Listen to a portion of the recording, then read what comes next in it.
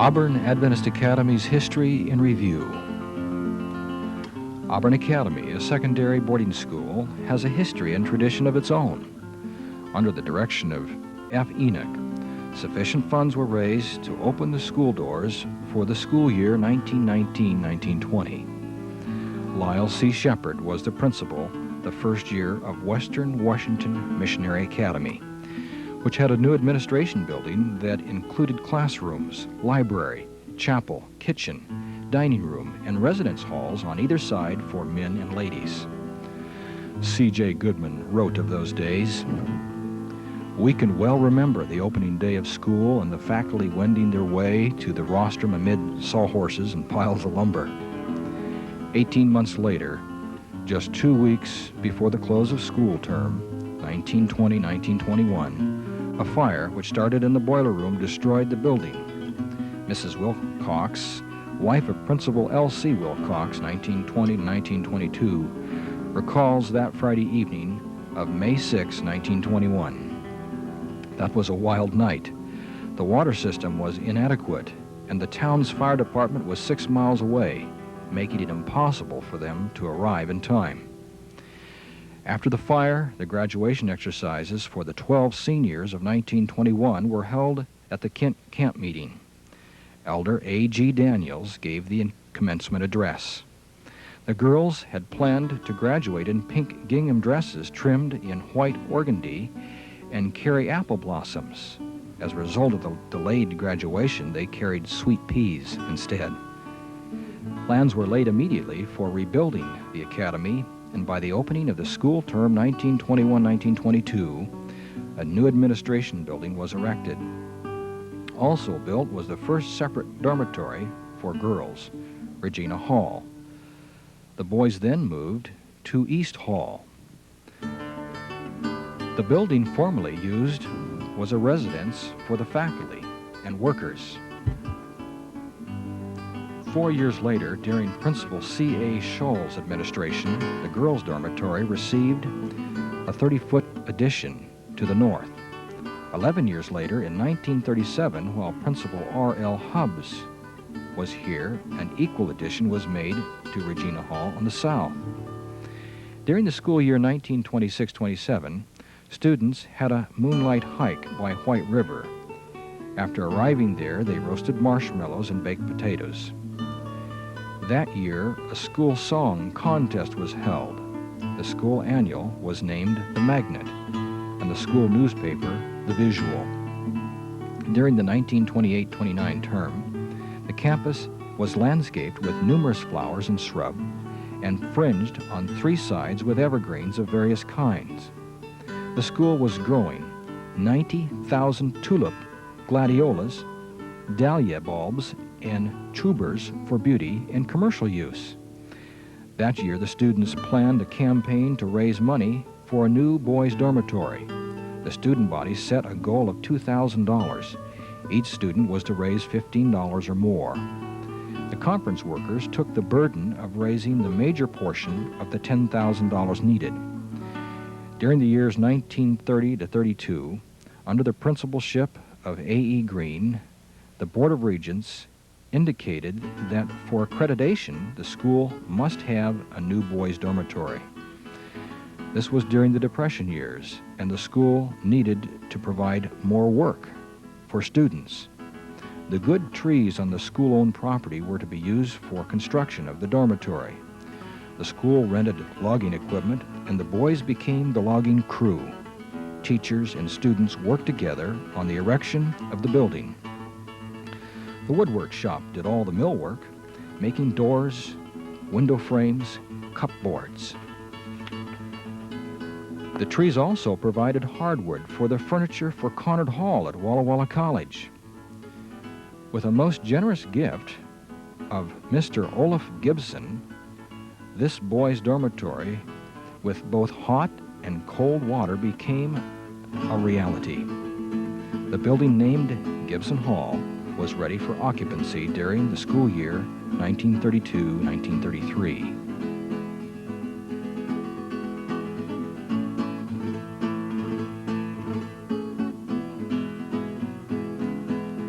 In 1930, the name of the school was changed from Western Washington Academy to Auburn Academy. The following year, Mrs. Madge Gould, music instructor, wrote the words and music to the song Auburn We Love Thee. After 58 years, this song is still being sung by the students. The Academy Bakery, under C.A. Wyman's direction, was the school industry as well as a practical class for students. Mr. Wyman, in charge of the bakery for 13 years, was the inventor and builder of the automatic bake oven, which provided thousands of meals until 1941, when the electric oven was purchased. After a shutdown of 3 years, the Auburn Academy woodshop resumed its production, giving regular employment to 12 young men. The boys, after leaving their former residence to resume dormitory life in Gibson Hall, converted East Hall into a gymnasium. They took out the partitions on the first floor, leaving only a shell, which they braced with timber. After the bracing was completed, the inside was sealed with flooring. The outside of the building looked much the same as it did when used as a dormitory. As a result of much donated student labor, the gymnasium was ready for the school year 1933-34. The woodshop in the school year 1934-35 was operated on a commercial basis. Ironing boards, clothes racks, kitchen stools, and lawn furniture of all kinds were sold in large quantities, not only in the local markets but also in eastern cities. An average of 20 young men were employed there. By the school year 1937-38, the Auburn Academy woodshop occupied 3 large buildings totaling approximately 16,400 square feet. Woodworking had now become the major industry of the Academy. While R.L. Hubbs was principal, during 1937-38, students baked an average of 65 loaves of bread a day. Approximately 80 boys were employed in the woodshop under the supervision of R.J. Device. The school farm consisted of about 100 acres, much of which was improved in growing crops. Again, several acres were planted to garden, a large area to hay, oats, and corn.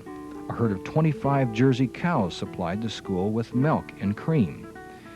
During the year of 1939 and 1940, the Associated Students sponsored a fundraising campaign to buy a grand piano. The Telecom Club, comprised of village students, was also organized. On the campus was a greenhouse where potted plants were grown for campus beautification. The flowers grown there also provided a festive touch in the form of boutonnieres, corsages, or bouquets for special occasions. The woodshop, occupying over 4 acres of floor space and manufacturing approximately 75 different articles of furniture, built one of the most complete lines of unfinished furniture in the Northwest.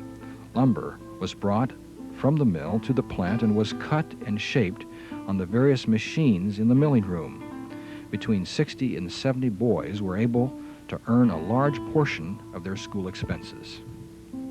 Choir robes made by the Dorcas Society were used for the first time in 1940. During the year 1940-1941, the Cosaloma Culture Club had a father-son banquet in honor of the fathers, and many businessmen acted as foster fathers for the boys. That year, 100 fellows occupied Gibson Hall. The Telecom Village Club obtained enough money from program proceeds to place an Auburn Academy sign along the highway near the school. During the year, the greenhouse, which adjoined the old boiler room, was torn down and a modern boiler room was built.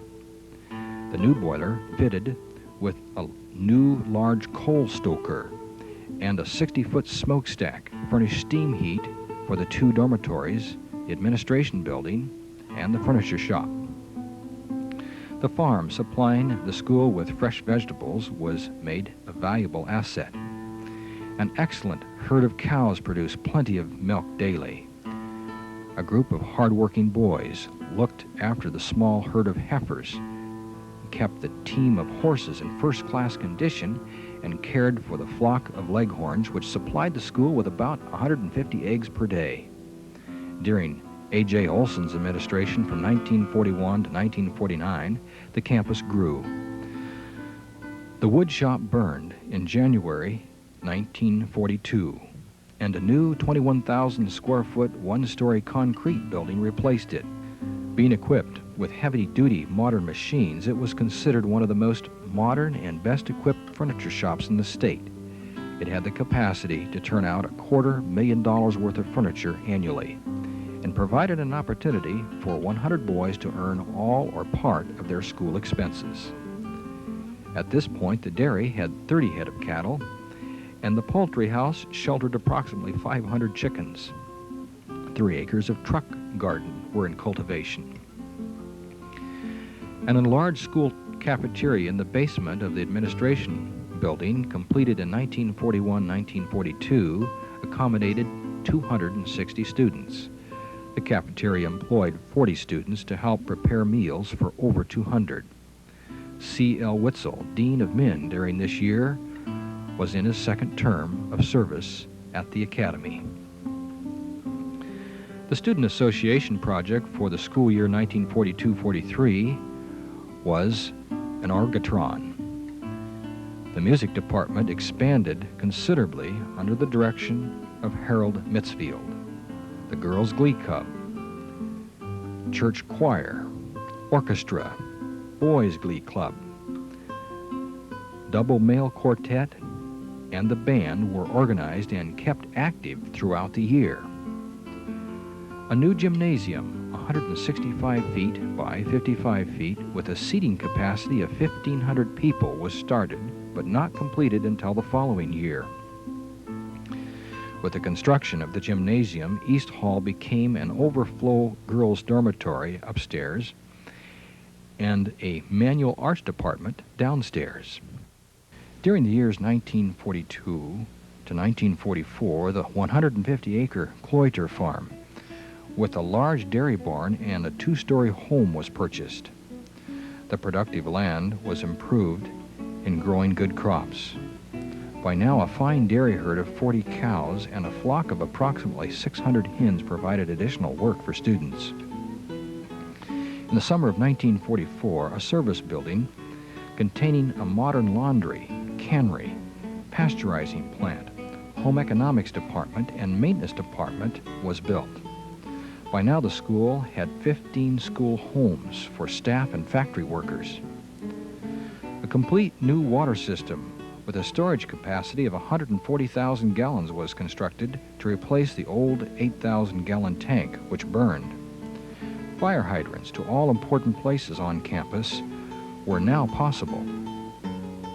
Elder Don Spellman, board chairman, broke ground for a 3-story dormitory on April 26, 1946.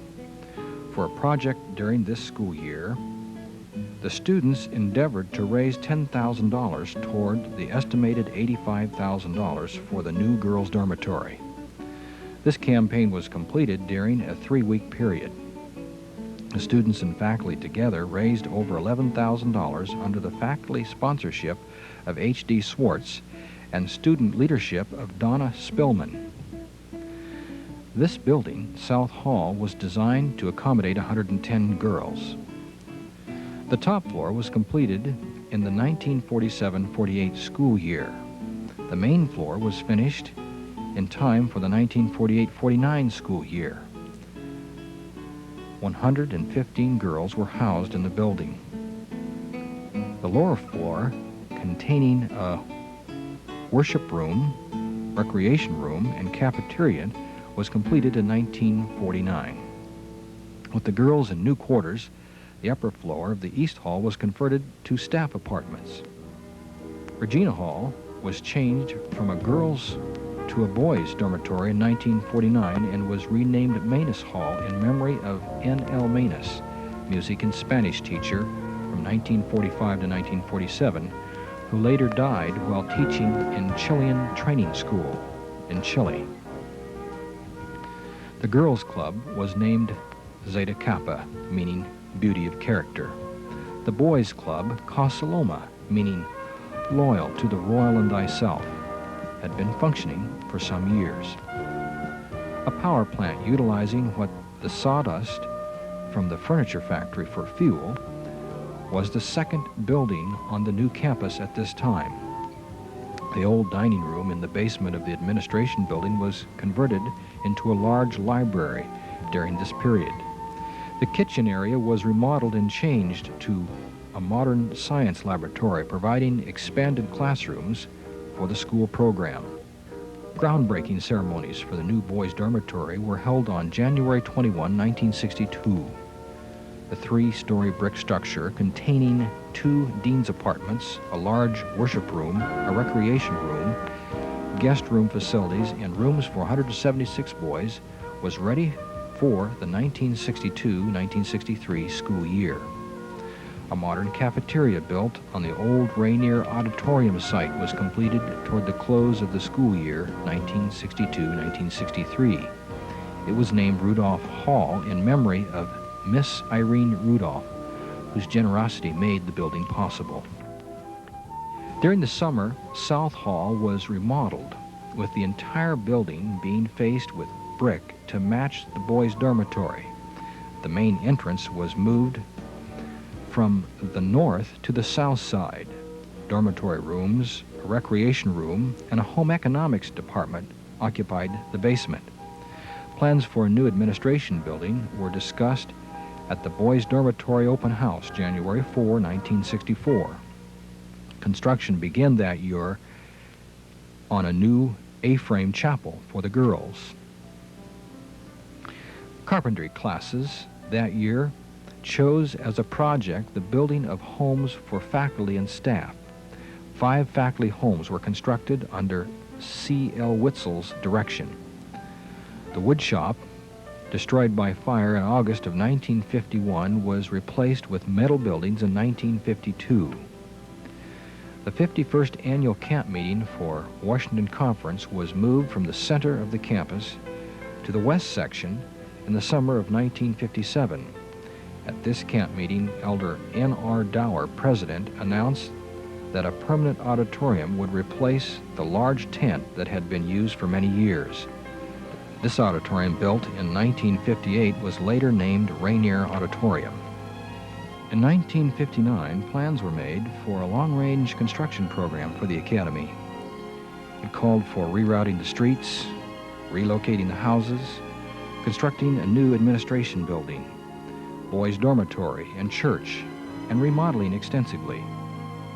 Plans for a new road to the south of the main proposed campus area were finalized, eliminating traffic through the campus.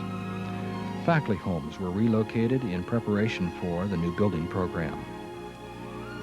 Elder C.L. Witzel, principal and longtime staff member, resigned as principal in the summer of 1960, after having been associated with Auburn Academy at intervals since 1926. He had watched the school grow from 125 to 400 students. L.E. McLean, former Dean of Boys, held the position of principal from 1960 to 1965. During the school year 1960-1961, Dr. J.N. Howell assisted Auburn Academy in receiving accreditation with the state of Washington. Groundbreaking for the new $250,000 administration building was held on May 4, 1964. The new building, placed south of the girls' dormitory, featured 11 classrooms, teachers' offices, assembly hall, laboratory, administration and counseling area, and library. Don Kirkman was the architect for all the buildings. During Christmas vacation, 1964-1965, the new administration building was occupied. Open house was held on Sunday, January 24th. The building was named C.A. Scriven Hall in memory of a former president of the North Pacific Union Conference.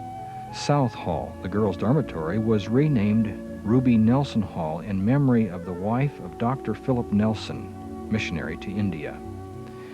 When the new administration building was completed, the music department moved into the old administration building from Manus Hall, which was raised in the spring of 1965.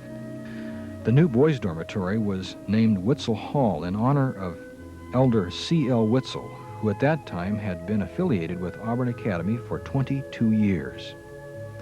The staff completed a self-evaluation study which led to accreditation with the Northwest Accreditation Association in 1965-1966.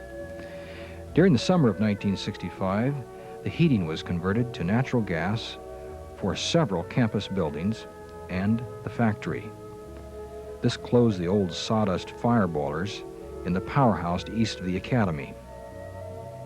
The Home Economics Department moved into their new quarters in the basement of Nelson Hall during the school year 1965-1966.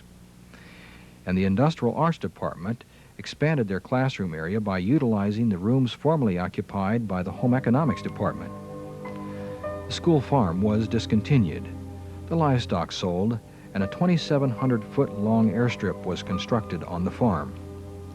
On January 21, 1967, Harris Pine Mills assumed management of the Auburn Academy Furniture Factory. The factory had $950,000 in sales during its last year of operation.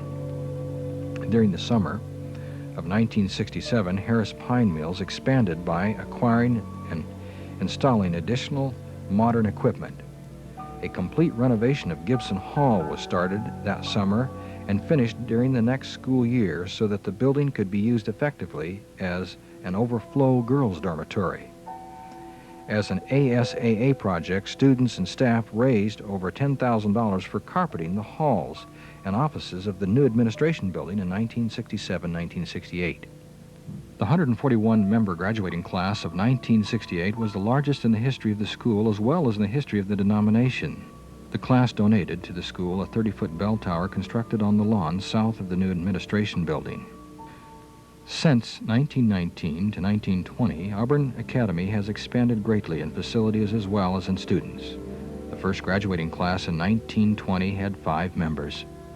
The class of 1922, 16. 1931, 25. 1939, 44. 1944, 62. 1948, 84, 1956, 104, 1961, 116, 1968, 141. In 1968, the total enrollment of the student body of Auburn Adventist Academy reached an all-time high of 550 students, making Auburn Adventist Academy the largest Adventist boarding academy in North America. Since 1968, Auburn Adventist Academy has added Spady Hall, its new industrial arts facility, named in honor of the late Edward Spady, longtime faculty member and industrial arts education teacher at Auburn Adventist Academy. A new music building was added at the west end of the new administration building. A new Academy church was built to the south of the campus, just across the road from the entrance to the administration building. A new computer lab was added, and the physics department now houses a Hewlett-Packard Design Center to provide students with state-of-the-art training in computer design. Today, Auburn Adventist Academy continues to proudly serve its constituency with growing distinction. In recent years, 4 new independently owned industries have replaced the Harris Pine Furniture Factory to provide a continuing work-study program for students. They are SeaTac Pack, Encodor, Six-Pack, and Be All Orchid Company. Auburn Adventist Academy purposes to continue its work of preparing students to live the Christian life for service in this world until our Lord comes to bring us to that heavenly school where He has been preparing mansions for us, that where He is, there we may be also.